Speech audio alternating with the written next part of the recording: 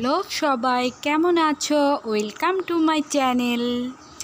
আজ রান্না করেছি লাল শাক চিংড়ি শুটকি আর কাঁচা বাদাম দিয়ে। সেটাই তোমাদের সাথে শেয়ার করব। দেখো, লাল শাক আমি কেটে বেছে ধুয়ে নিয়েছি। তারপর কড়াইয়ে সরিষার তেল দিয়ে শুকনো লঙ্কা ফোড়ন দিয়ে নিয়েছি। তারপর পেঁয়াজ কুচি অ্যাড করে দিয়েছি। পেঁয়াজটা একটু ভাজা ভাজা হয়ে গেলে এর মধ্যে আমি কাঁচা লঙ্কা আর রসুন কুচি অ্যাড করে দিলাম। দিয়ে পেঁয়াজের সাথে রসুন কুচি দিয়ে দিয়েছি। দিয়ে এগুলো ভালোভাবে ভেজে নিই। ভাজা ভাজা হয়ে আসলে এর মধ্যে আমি কাঁচা বাদাম দিয়ে দিব। কাঁচা বাদামটাও একটু ভাজা ভাজা হয়ে উঠলে চিংড়ি শুটকিগুলো দিয়ে ভালোভাবে নেড়ে চেড়ে নিব।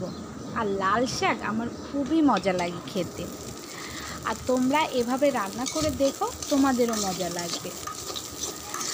আমি সবসময়ের সাথে বাদাম অ্যাড করি না, নিরামিষ যেদিন রান্না করি সেদিন লাল শাকের সাথে বাদাম অ্যাড করি, খুব মজা লাগে। তা আজকে ভাবলাম চিংড়ি শুটকি দিয়ে রান্না করছি যখন, তো একটু বাদাম অ্যাড করে দিয়ে দেখি কেমন লাগে, এর জন্যই অ্যাড করেছি। দেখো, আমি চিংড়ি শুটকিগুলোও দিয়ে দিয়েছি। চিংড়ি শুটকিটা আগে ভালোভাবে ধুয়ে পরিষ্কার করে নিয়েছি।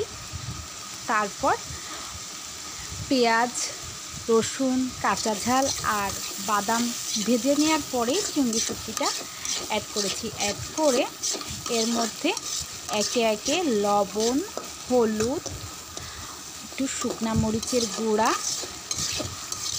এগুলা সব অ্যাড করে নিয়ে ভালোভাবে ভেজে নিব। ভাজা হয়ে আসলে এতে একটুও জল দিব না। ভাজা হয়ে আসলে আমি যে লাল শাকগুলো কেটে ধুয়ে রেখেছি সেগুলা দিয়ে দিব।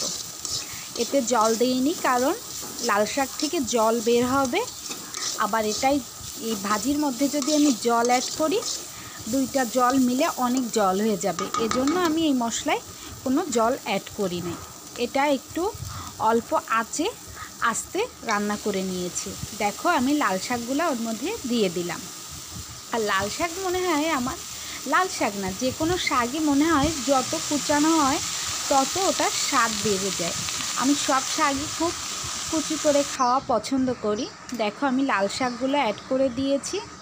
দিয়ে এগুলা ভালোভাবে ওই মশলাগুলোর সাথে, চিংড়ি মাছের সাথে অ্যাড করে নিয়ে কিছু সময় ঢাকনা দিয়ে রান্না করব।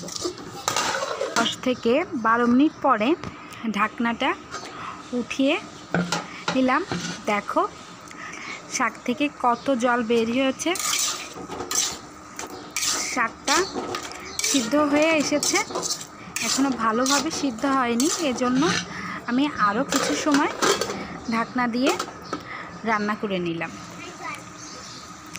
দেখো, শাকটা সিদ্ধ হয়ে এসেছে এবং অনেক জল বের হয়েছে। যতক্ষণ না পর্যন্ত জলটা শুকাবে ততক্ষণ আমি শাকটা রান্না করে নিব। শাক থেকে জলটা শুকিয়েও গিয়েছে আর শাকটা মশলার সাথে ভালোভাবে মিশেও গিয়েছে। শাকটা আমার রান্না হয়ে গেছে। এবার শাকটা নামিয়ে নিব। শাকটা লবণ ঝাল চেক করে নামিয়ে নিলাম।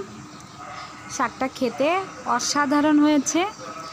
আর দেখো, কালারটাও অনেক সুন্দর আসছে।